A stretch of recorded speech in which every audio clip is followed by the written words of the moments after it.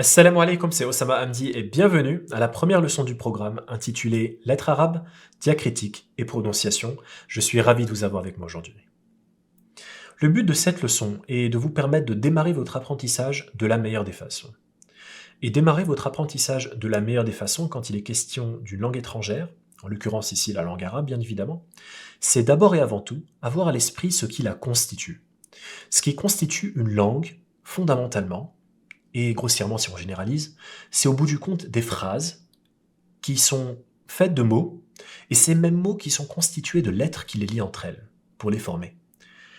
Par conséquent, d'un point de vue chronologique, pour démarrer du bon pied, il faut absolument que vous soyez à l'aise avec ces lettres arabes, en l'occurrence, mais aussi les différentes formes qu'elles peuvent prendre selon leur positionnement dans un mot donné, puisque les lettres arabes s'écrivent différemment selon l'endroit où elles sont situées.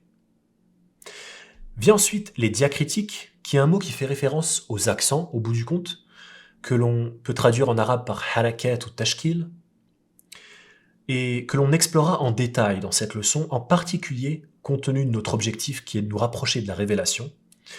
On verra certains points que l'on retrouve essentiellement dans le Coran et peu ou pas dans la plupart des autres textes arabes.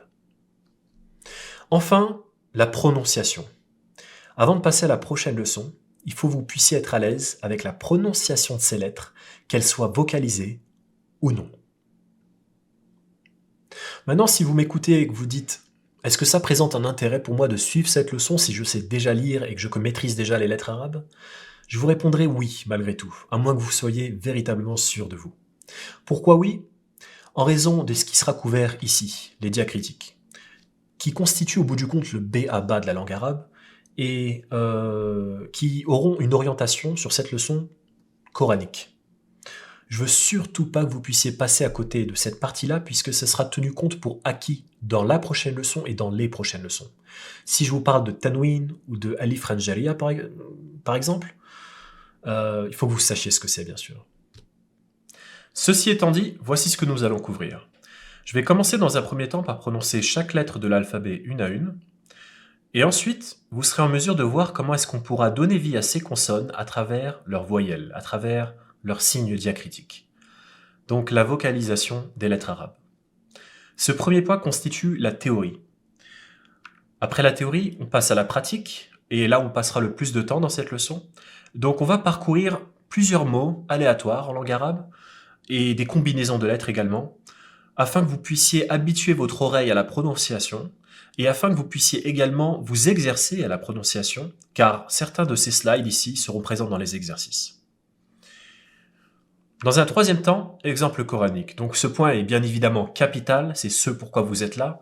Vous êtes ici parce que vous souhaitez vous rapprocher du Coran, vous consolider vos bases, ou alors simplement apprendre la langue arabe et vous rapprocher de son expression la plus soutenue et la plus élevée, quel que soit votre niveau de départ. Et je vais vous partager, dans quasi systématiquement chaque leçon, des exemples du Coran, que l'on analysera bien sûr au fur et à mesure de votre avancement. Vous partager des exemples coraniques vous permettra à la fois de vous assurer que ce qui est expliqué dans la théorie est fonctionnel, mais vous permettra bien évidemment aussi de vous rapprocher de votre objectif au fur et à mesure. Donc voilà l'intérêt principal. Et enfin, les exercices que vous serez amené à réaliser pour internaliser ce que vous serez amené à apprendre dans cette leçon. Donc sans plus tarder, commençons. L'alphabet arabe, l'abjadiyatu al-arabiyatu. L'alphabet arabe est un alphabet consonantique, aussi appelé abjad, et comprend 28 lettres. L'arabe s'écrit et se lit de droite à gauche. On peut aussi mentionner le fait qu'il n'y a pas de lettres capitales en langue arabe à la différence du français. Donc les lettres de l'alphabet, les voici. On va les prononcer une à une. Donc commençons. Alif, Ba, Ta, Tha, Jim, Ha, Kha, Dal, Dhal, Ra, Zay, Sin, Shin, Sad, Dad, Ta, Va, Ain, Ghain, Fa, Qaf, Kaf, Lam, Mim, Noun, ha, waw, ya. Ya étant la dernière lettre, il y a une autre lettre qui est parfois considérée dans l'alphabet, qui est la lettre Hamza, que j'ai distinct dans ce programme et que l'on explorera en détail dans la leçon numéro 3, Inch'Allah. Donc on va la laisser de côté pour le moment. Toutes les lettres arabes peuvent s'écrire à partir de la forme d'un cercle, d'une partie d'un cercle ou et d'une ligne droite. Donc ce que j'ai réalisé ici, c'est que j'ai regroupé les lettres de l'alphabet que l'on vient de voir en différents groupes. Vous avez ici le groupe 1, où vous avez les lettres B, T et Th, qui sont visuellement identiques, à l'exception des différents points qui sont présents de part et d'autre, et qui ainsi différencient les lettres les unes des autres. Donc pour commencer à écrire, si vous avez jamais rédigé en arabe et que vous souhaitez démarrer de la manière la plus simple possible, je vous recommande de suivre les instructions qui sont présentes ici et qui sont à votre disposition. Donc en l'occurrence ici pour la lettre B par exemple, ce que vous pouvez faire, pour toutes ces lettres au bout du compte, c'est commencer par une ligne verticale, puis une ligne horizontale et enfin une dernière ligne verticale de bas en haut, en ayant à l'esprit que ce que vous voulez faire au bout du compte, c'est vous rapprocher de cette forme. Par conséquent, vous allez devoir arrondir les angles, bien sûr. Et à force de pratiquer, à force d'écrire, vous allez progresser et vous allez vous rapprocher de ces formes au fur et à mesure. C'est vraiment pas difficile, c'est pas compliqué. Donc ça, c'est pour le groupe 1. Le groupe 2, on a Jim, Ha et Kha. Groupe 3, Dal et Dal. Groupe 4, Ra et Zay. Groupe 5, Sin, Shin. Sad, Dad. Ta, Da. Ain, Rain. Et groupe 9, les lettres restantes. Alif, Kaf. Lam, Fa. Waw, Qaf. Mim, Ha. Noun, Ya. Donc vous remarquerez la manière dont je les ai explicités. Par exemple pour la lettre Ha, donc on démarre d'ici. Ensuite, vous faites un cercle. Et ensuite, vous faites une autre partie d'un cercle. De manière simplissime. Et bien évidemment, comme je viens de le dire à l'instant, au fur et à mesure, en suivant les exercices en particulier que vous allez devoir réaliser, vous serez en mesure de les écrire correctement sans aucune difficulté. Inch'Allah. Attention, les lettres arabes sont susceptibles de changer de forme selon leur positionnement au sein d'un mot donné. Donc vous avez ici les exercices que vous allez devoir réaliser, et ce que j'ai mis en évidence en premier lieu, c'est une vue d'ensemble des différentes formes que peuvent prendre les lettres arabes selon leur positionnement. Vous reconnaîtrez celle de l'alphabet que l'on vient de voir ici. En d'autres termes, quand les lettres sont seules ou indépendantes ou distinctes d'autres lettres. Et ensuite, vous avez les formes des lettres quand elles sont situées au début d'un mot, milieu de mot ou en fin de mot. Donc il est important pour vous, en début d'apprentissage, de vous familiariser avec tout ceci. C'est vraiment capital. Et le meilleur moyen de vous familiariser avec tout ça, c'est de pratiquer les exercices et de les réaliser. Cette vue d'ensemble demeure au bout du compte un support, un soutien et un rappel. Passer à l'action, c'est ce qui vous permettra d'internaliser tout ceci. Revenons à la leçon maintenant. Si la lettre est isolée ou indépendante, la forme retenue est celle de l'alphabet. Donc c'est ce que je disais. Remarquons que certaines lettres disposent d'une forme initiale et indépendante identique. Donc c'est le cas des lettres alif, dal, dhal, ra, zay et waw. Passons maintenant à la vocalisation des lettres arabes. L'arabe comprend 3 signes de voyelles. On a d'abord la fatha, puis vient la kasra, et enfin la damma. La fatha est représentée par ce petit signe-ci, placé au-dessus d'une lettre donnée. Et la lettre donnée étant représentée ici symboliquement par un cercle rond en pointillé. La fatha est prononcée A. Vient ensuite la kasra, qui est prononcée I, qui est représentée de la même manière que la fatha, si ce n'est qu'elle est placée cette fois-ci en dessous.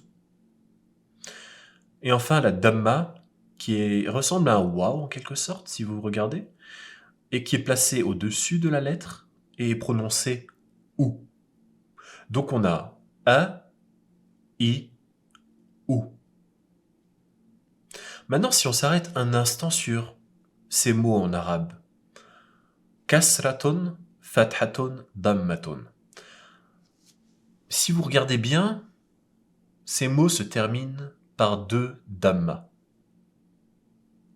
dans les trois cas de figure. Pourquoi est-ce que les mots se terminent par deux damma et pourquoi est-ce que ces trois mots ont ça en commun? La raison est la suivante, elle sera bien sûr développée au fur et à mesure de la première leçon, et en particulier de la prochaine. Les noms, en arabe par défaut, sont au cas nominatif. Vous inquiétez pas, je vais répéter ça et je vais l'explorer et l'approfondir, hein. Je me permets ici de digresser un peu, de faire une parenthèse avant de passer à la suite. Il me paraît important de temps à autre, ici et là, d'approfondir les choses. Et ça veut dire quoi, un nom au cas nominatif? Ça veut dire que dans l'immense majorité des cas, les mots se termineront par une damma ou deux dammas. Une damma si le mot est défini, deux dammas si le mot est indéfini. Par conséquent, si je veux traduire de manière rigoureuse et précise ces mots en français, je devrais dire plutôt une fatha, une kasra et une damma. Parce que ces mots ici sont indéfinis, ils se terminent par deux dammas. Maintenant, si je veux les rendre définis, ce qu'il faut que je fasse, c'est que je dois enlever une damma à la fin et je dois rajouter l'article L au début, qui est appelé harfu ta'rif. Et j'aurai alors al-fathatu, al-kasratu, al-dammatu, que l'on pourrait traduire par la fatha, la kasra et la damma. Cette distinction est très importante, je vais la répéter à plusieurs reprises. Essayez de garder ça à l'esprit. Si vous passez à côté, c'est pas grave. La prochaine leçon approfondira ce point en long, en large et en travers. Pas d'inquiétude, hein. Maintenant, si on revient à la leçon et à la fatha, si on la place sur les lettres de l'alphabet que l'on vient de voir, maintenant on peut les prononcer adéquatement.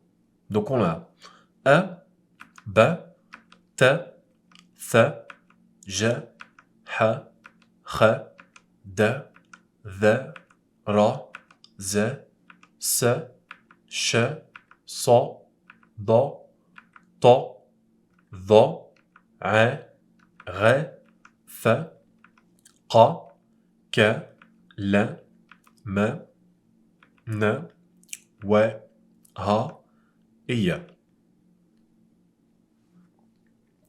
Donc, dès lors que l'on ajoute une voyelle, la lettre est prononcée en suivant les indications que je vous ai partagées ici. Donc on a A, I et OU, dans tous les cas de figure.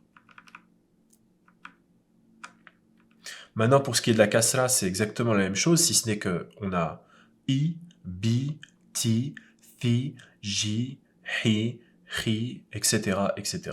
Je pense que vous avez compris le principe. Et enfin, pour la damma, ou, bou, tu, thu, jou, hu, hu, du, dhu, et ainsi de suite, hein. L'allongement des voyelles s'opère à travers l'ajout de trois lettres spécifiques. Donc pour allonger la prononciation des voyelles que l'on vient de voir, trois lettres doivent s'ajouter à la suite des lettres qui comportent les voyelles. Donc pour la voyelle fatha, on doit ajouter un alif à la suite de la lettre qui comporte la fatha. Et on aura alors deux A. Donc on en avait un seul précédemment. On en ajoute un deuxième, en d'autres termes, on allonge la prononciation dû au fait que l'on a un alif à la suite de cette fatha. Exemple, amam, qui veut dire devant. Pour la kasra, c'est un ya. Exemple, kabirun. Et pour la damma, c'est un waw. Exemple, rasoulun, un messager.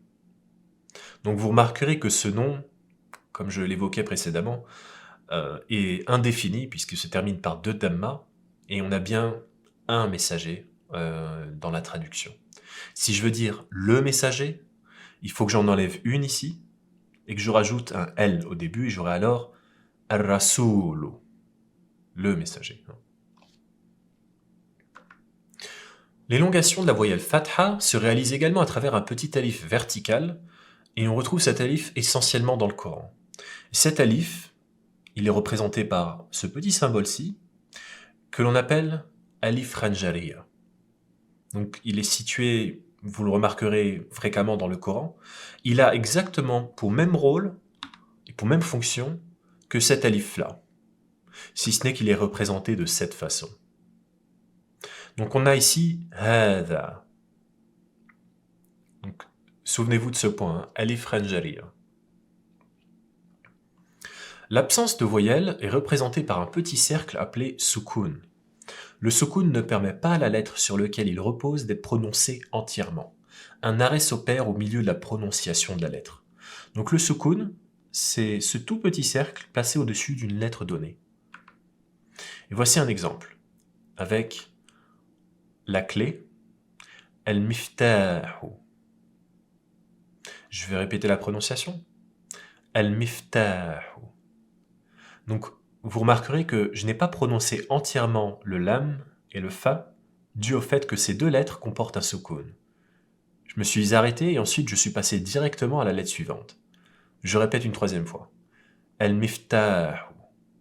Par contre, j'ai allongé la prononciation de cette fatha dû à l'alif qui est suivi à la suite de la lettre qui comporte la fatha. Donc c'est ça le rôle du sukun, hein, c'est d'arrêter la prononciation de la lettre et de ne pas la prononcer entièrement au bout du compte.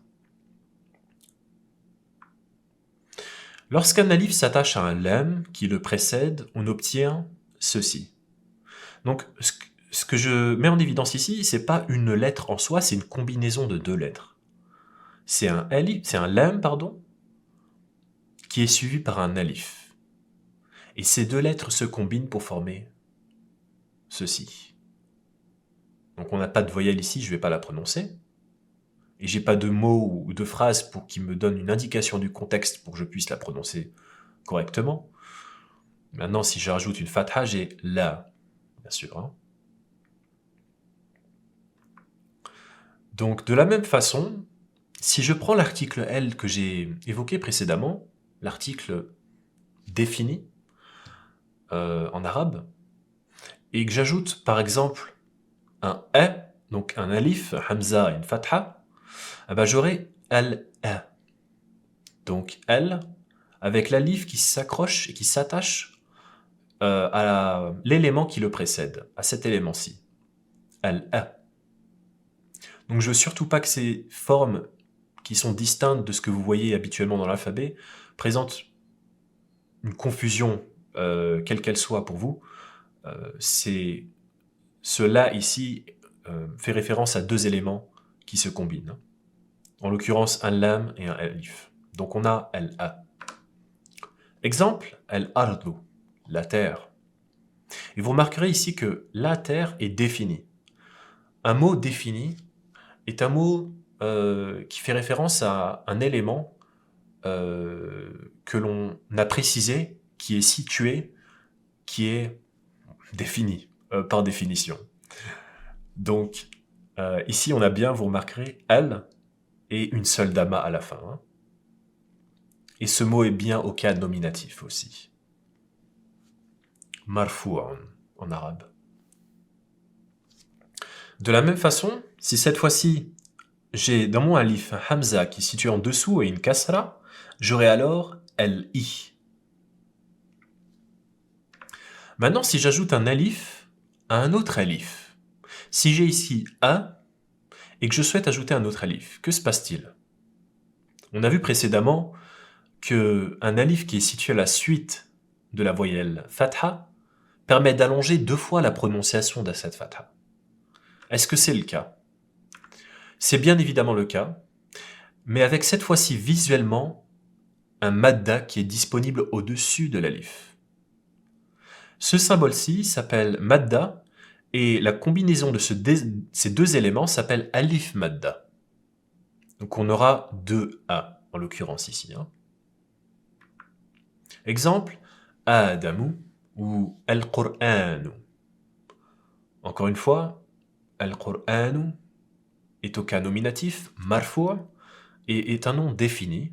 On a l'article L au début, et une seule damma à la fin. Le Coran.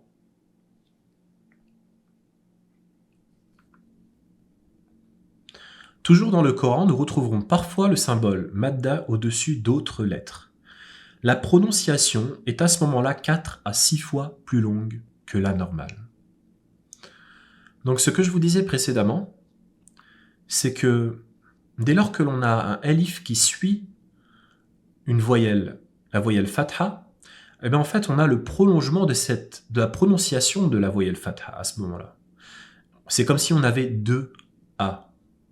Or, si on a un alif à la suite d'un alif, ceci peut être combiné en formant cela.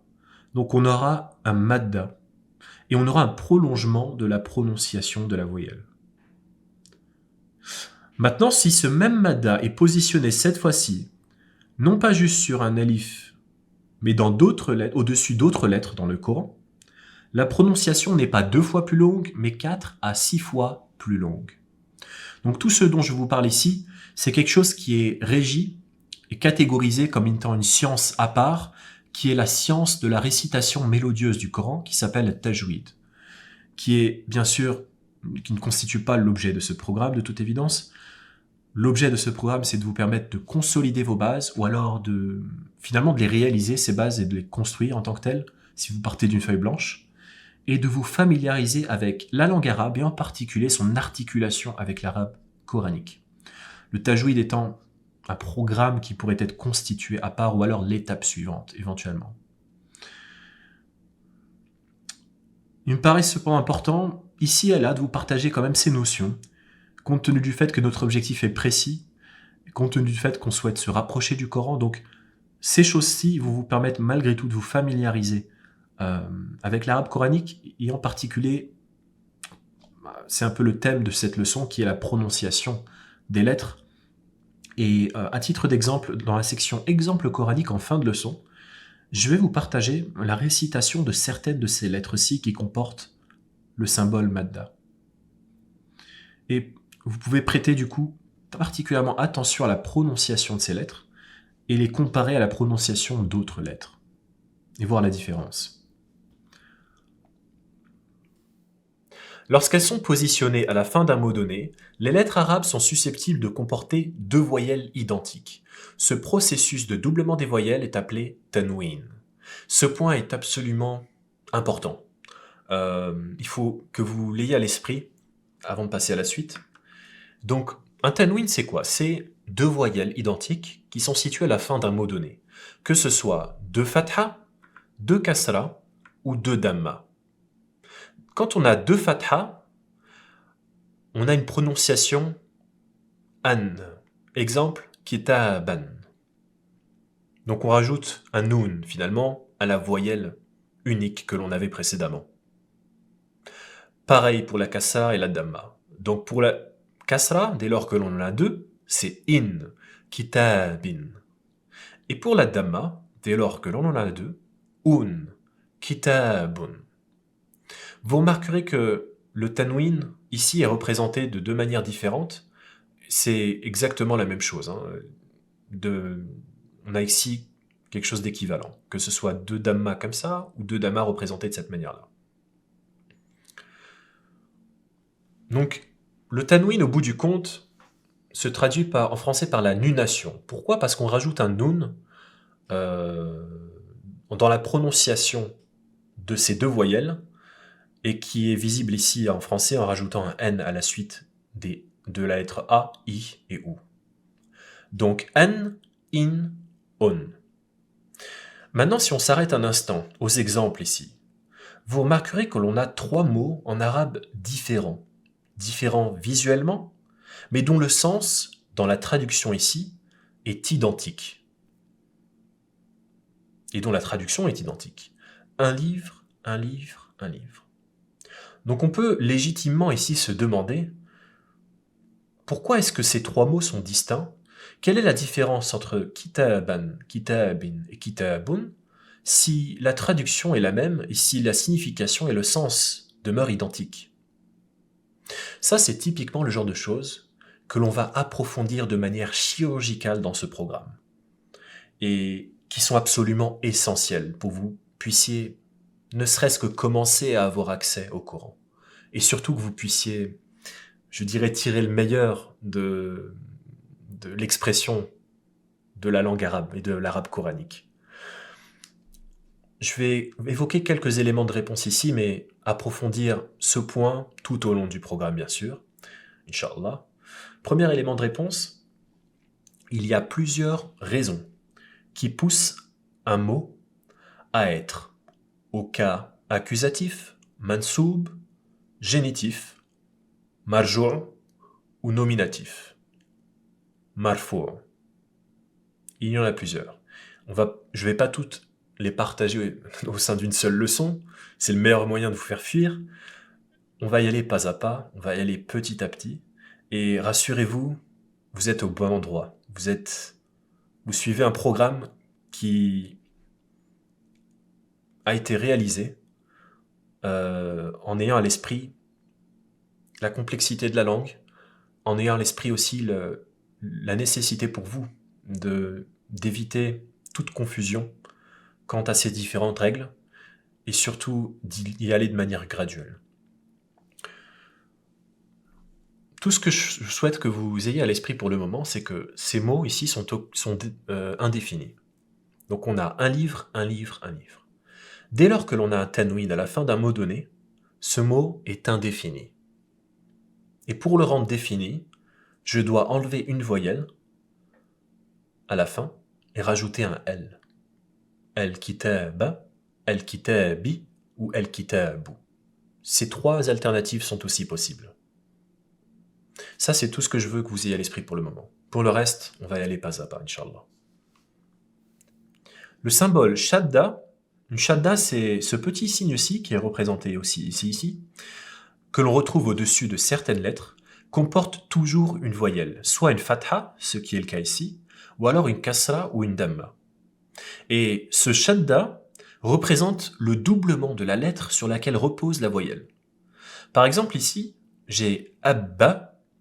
Eh bien, ma shadda ici m'indique que c'est comme si j'avais deux fois la lettre ba, le doublement de la lettre sur laquelle repose la shadda. Et bien sûr, ça se répercute sur la prononciation. Donc je répète, abba. C'est comme si j'avais ab plus ba. Maintenant, si on récapitule ce que l'on vient de voir et qu'on contextualise aussi, on observe qu'aujourd'hui, les textes arabes sont soit entièrement vocalisés, partiellement vocalisés ou non vocalisés. Les textes sont entièrement vocalisés quand il y a une raison, quand ils ont vocation à l'être. Ça peut être le cas pour quelqu'un qui débute son apprentissage de la langue, pour éviter toute imprécision en matière de prononciation et assurer une bonne progression. C'est le cas des textes que vous verrez dans ce programme, c'est le cas dans les livres destinés aux personnes qui débutent leur apprentissage, bien évidemment. Mais c'est le cas aussi dans le texte sacré que l'on vise dans ce programme et dans le Coran. Pourquoi ? Puisque le Coran a vocation à être récité de manière mélodieuse et de manière précise. Et c'est bien sûr bénéfique aussi pour quelqu'un qui débute son apprentissage, puisque bien avant d'arriver à cette étape d'une récitation mélodieuse du Coran, vous serez au moins au début en mesure, et c'est ce que je vous souhaite, et c'est ce que j'aspire à réaliser aussi, à prononcer de manière adéquate les versets, à travers les signes diacritiques qui sont présents. Fatha, kasra, damma, tanwin, etc. Donc c'est bien sûr bénéfique pour vous. Maintenant, la plupart des textes, malgré tout, aujourd'hui, les journaux, les articles, la plupart des textes arabes sont soit partiellement vocalisés ou non vocalisés. Dès lors qu'une personne dispose d'un bagage linguistique suffisant et a été formée en langue arabe, la vocalisation complète des textes n'est plus une nécessité, puisque la plupart des arabophones ou des personnes qui maîtrisent la langue arabe sont en mesure de prononcer sans difficulté les mots compte tenu du contexte dans lequel ces mots sont situés et compte tenu de la phrase ou des phrases en évidence. Ce qui explique pourquoi la plupart des textes aujourd'hui sont non vocalisés. Une grande partie d'entre eux, malgré tout, se situent entre les deux et sont partiellement vocalisés. Et la raison ici, c'est pour éviter tout doute ou toute ambiguïté qui serait amenée à survenir dans la prononciation des mots. Donc encore une fois, ayez bien à l'esprit ces trois dimensions. Une vocalisation complète, une vocalisation partielle ou une vocalisation non existante. Passons à l'application pratique. Donc ce que je vais faire ici, c'est que je vais parcourir plusieurs mots aléatoires et plusieurs combinaisons de lettres, l'idée étant de mettre le sens de côté et de se concentrer essentiellement pour le moment sur l'écoute et la prononciation. Donc c'est véritablement, encore une fois, l'objectif de cette leçon. Et je vais commencer une nouvelle fois en partant de l'alphabet. On a alif, ba, ta, tha, jim, ha, kha, del, vel, ra, zay, sin, shin, sad, dad, ta, va, ain, rein, fa, qaf, kaf, lam, mim, noun, ha, waw, ya. Donc maintenant, ce qu'on va faire, c'est qu'on va combiner certaines de ces lettres. Donc on a ici kaf, ba, ya, alif, mim, dad, mim, sin, kaf, ra, ain, del, waw, tha, ba, vel, ذل ح شين سين طا صاد صاد ميم ياء ح ألف يا ح ث ها شين ضا ث زي ث طا زي يا ب عين ميم لام خا ر جيم با نون صاد Kaf, Sad, Ain, Ra, Dad, Alif. Ajoutons maintenant des voyelles. Donc on a ici Kha, Khi, Khu, A, I, U, Na, Ni, Nu, Ra, Ri, Ru, Ta, Ti, Tu, Ha, Hi, Hu, Ma, Mi, Mu, Ka, Ki, Ku, Ya, Yi, Yu, La, Li, Lu, Ra, Ri, Ru, Sa, si, su, tha, thi, thu, ba, bi, bu, na, ni, nu. Et maintenant, on a les tanouines que l'on a vus. Donc on a ici qin, qun, qan, in, un, an, sin, sun, san, bin, bon, ban, yin, yun, yan, kin, kun, kan, lin, lun, lan, din, dun, dan, din, dun, dan, sin, sun, san, rin, run, ran, din, dun, dan, zin, zun, zan, shin, shun, shan, hin, hun, han. Ce que vous pouvez remarquer ici, c'est que dès lors qu'un mot se termine par deux fathas, donc un tanwin avec deux fathas, un elif, par convention, est rajouté.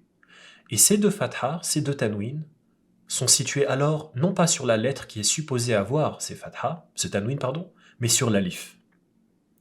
Donc ici, c'est qin et qun, pas de changement, mais dès lors qu'on rajoute deux alifs, on rajoute deux fathas, pardon, décidément, on rajoute un alif.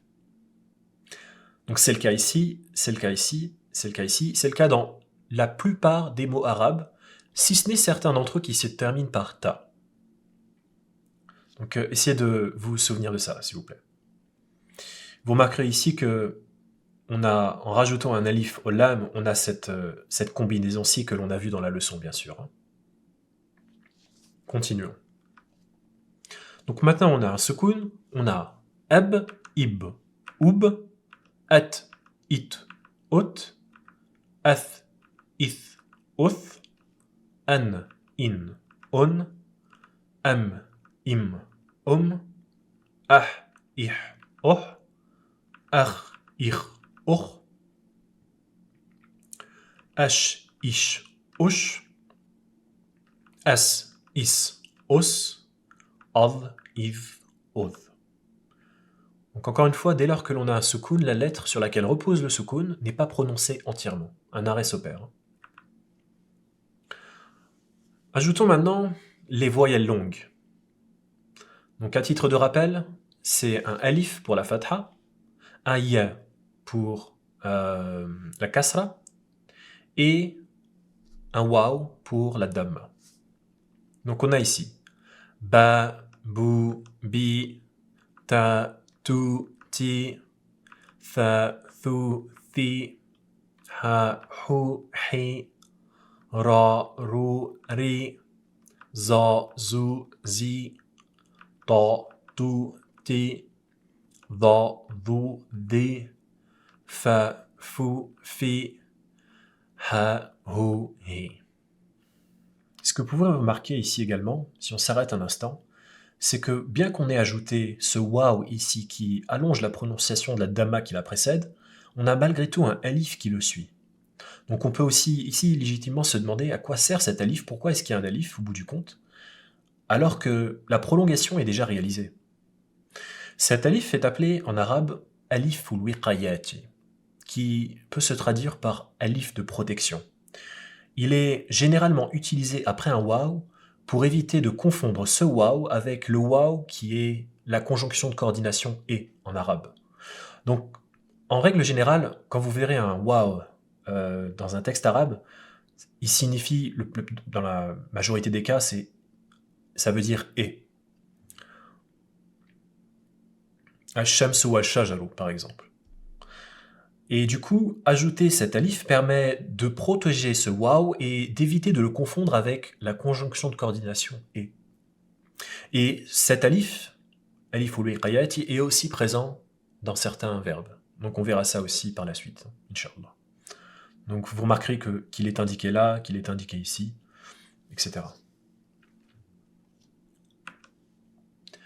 A, ou, i, ya, you, yi, da, du, di, ja, ju, ji, sa, su, si, the, thu, the, sha, shu, shi, sa, su, si, a, u, i, da, du, the.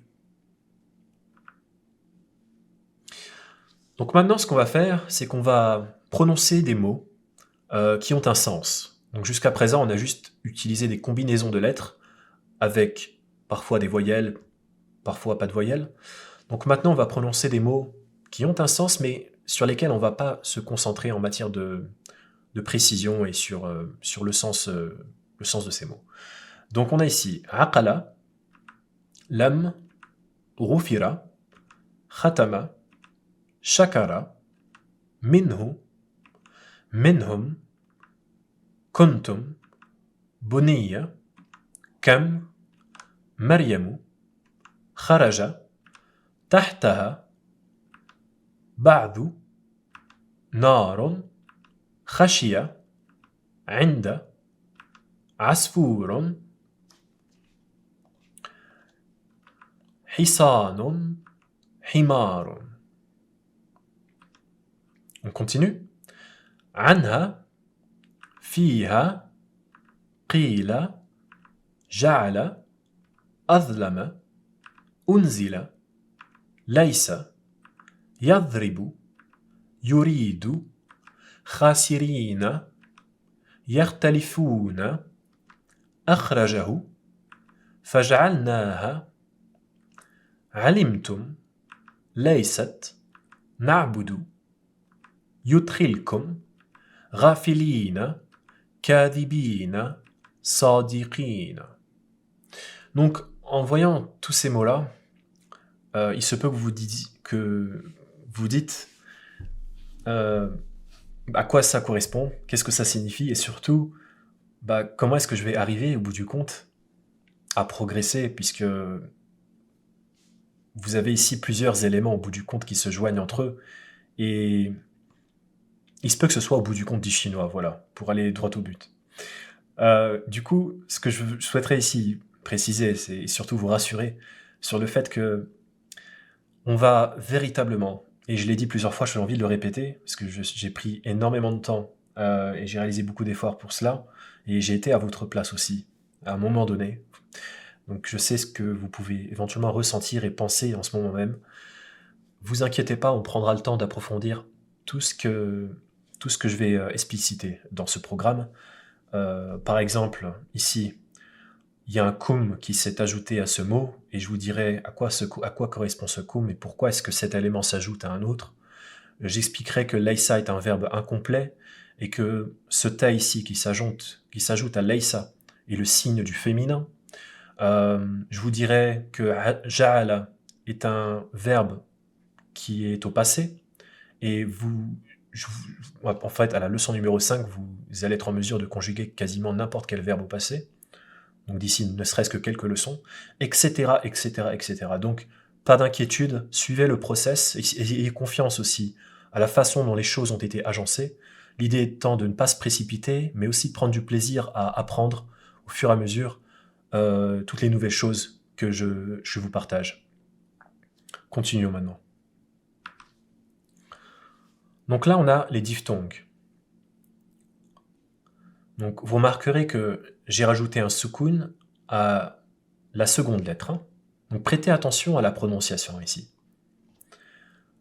Bao, sao, shay, ay, ay, ao, fi, fay, lao, may, thou, dau, tau, mau, they, jay, الموت, الفوز, البيت, العين.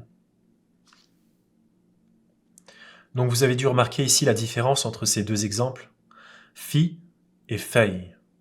La distinction est importante. Je répète, fi, fay. Continuons. خلقا ممدود عليم خبير قدير كبير أمر سبحا عبدا فصل كريما لطيف أبدا علق بردا نسير شديد قريب بعيد رحيم. Donc vous avez vu ici, on a un tanwin avec deux fathas, et du coup on a un alif qui est présent. Et ce tanwin est présent sur l'alif, et non pas sur la lettre qa. Pareil ici, pareil ici.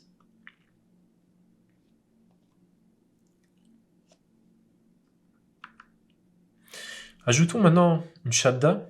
Donc on a abba, abbi, abbu, atta, atti, attan, attin, attun, shamsun, naran, fasadun, nudhurun, ibadin, qawiyan, ajru, ayyamun, عذاب أحسن لباس رسالة.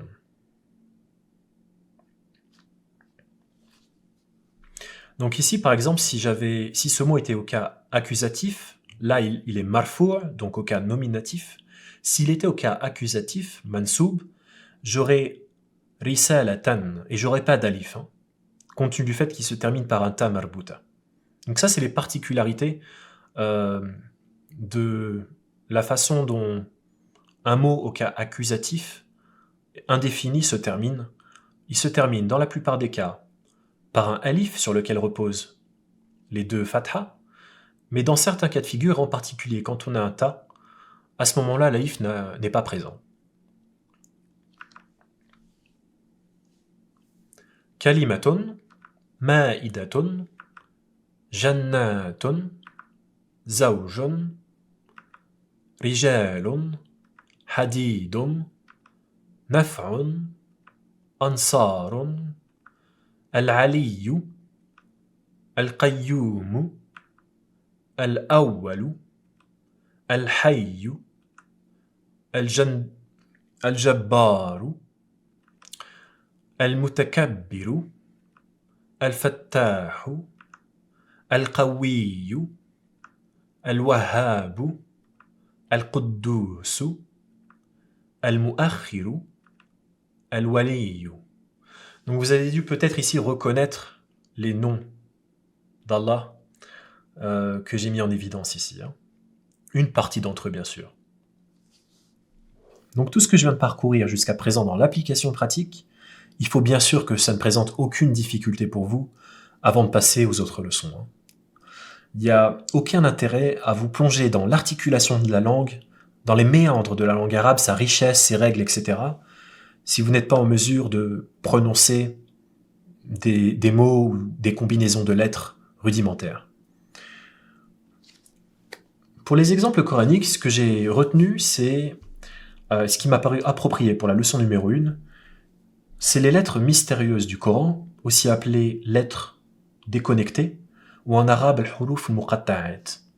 Ce sont les lettres qui sont disponibles dans certaines sourates, surat Yasin, surat Taha par exemple, et dont personne n'a véritablement l'entière compréhension ou leur signification exacte.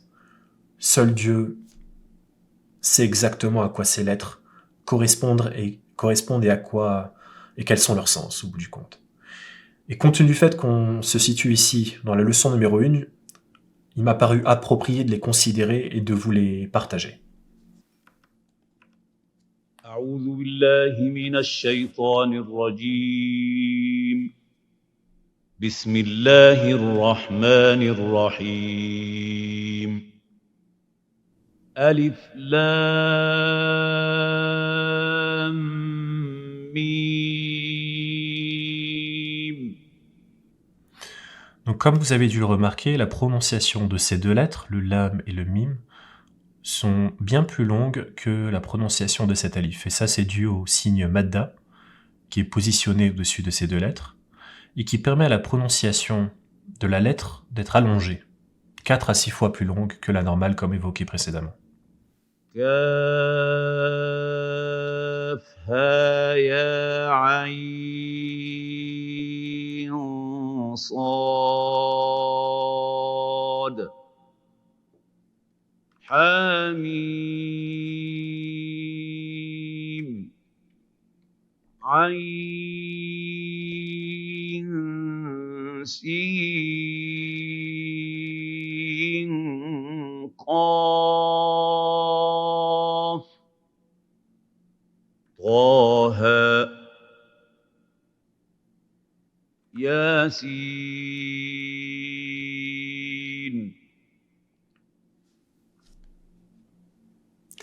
Donc vous avez pu remarquer que dans les exemples que je viens de vous partager, les lettres mystérieuses, il est question de lettres indépendantes ou de jonctions de lettres sans voyelles. Par conséquent, elles sont prononcées de la même façon qu'on les a prononcées si vous revenez à l'application pratique dans les 2 premiers exemples. Si ce n'est que, bien sûr, Mahmoud al-Houssari, le récitateur ici, les prononce bien mieux que moi. Il n'y a aucune comparaison possible entre moi et lui. Je le concède. Passons maintenant aux exercices. Donc, dans les exercices que vous allez devoir réaliser, je vais revenir au fichier. Vous avez 2 types d'exercices. Le premier exercice est un exercice de prononciation et le deuxième est un exercice d'écriture. Donc la vue d'ensemble, on l'a parcouru ensemble au début. J'ai mis en évidence également les voyelles longues, ainsi que le soukoun. Ce que vous allez devoir faire, c'est revenir à certains slides de l'application pratique et vous exercer à la prononciation. Et ensuite, vous pouvez revenir à la leçon pour comparer votre prononciation et la perfectionner si besoin est. Et ça, c'est absolument important, bien sûr. Surtout si vous souhaitez, à un moment donné, arriver à une récitation mélodieuse du Coran. C'est véritablement la première étape, ici.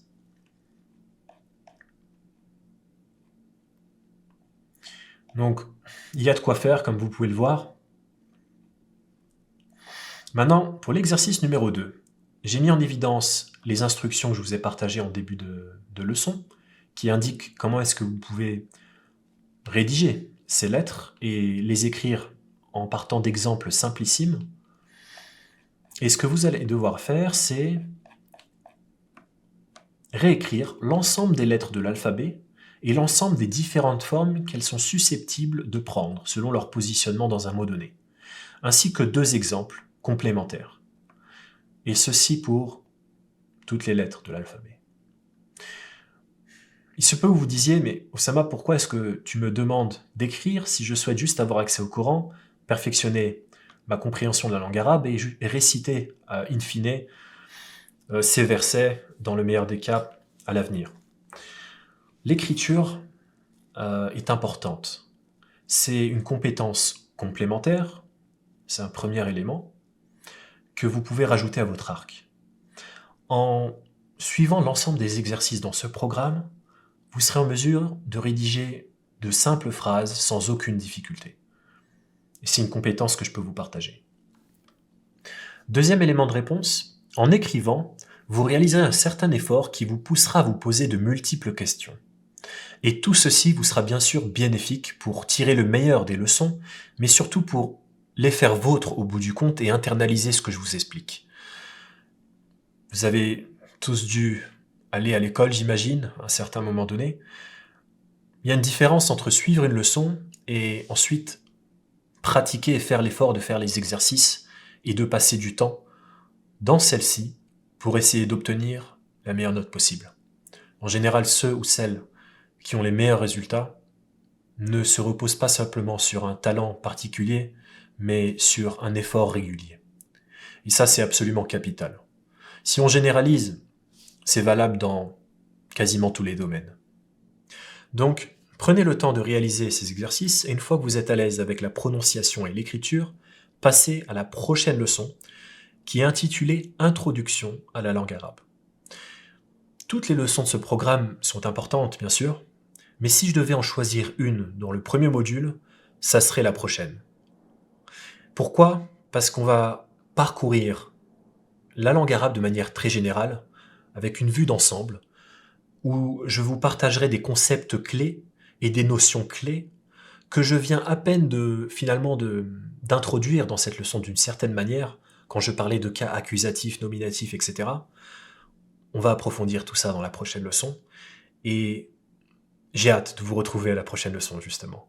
Sans plus tarder, merci pour l'écoute, prenez soin de vous, et à la prochaine, Inch'Allah. Assalamu alaikum wa rahmatullahi wa barakatuh.